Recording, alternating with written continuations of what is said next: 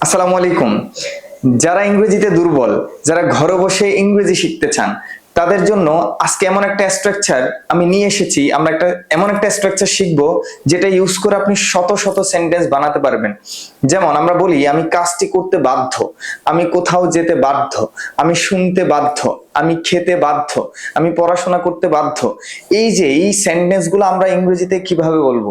আজকে থেকে এই সেন্টেন্স গুলোকে আমরা বলবো I am bound to go. I am bound to go. যদি বলে আমি যেতে বাধ্য, I am bound to go. আমি শুনতে বাধ্য, I am bound to listen. যখন বলবো সে শুনতে বাধ্য, he is bound to listen. সে আসতে বাধ্য, he is bound to come. একটা সেন্টেন্স স্ট্রাকচার ইউজ করে আপনি শত শত সেন্টেন্স বানাতে পারবেন শুধুমাত্র ভার্বটা চেঞ্জ করে।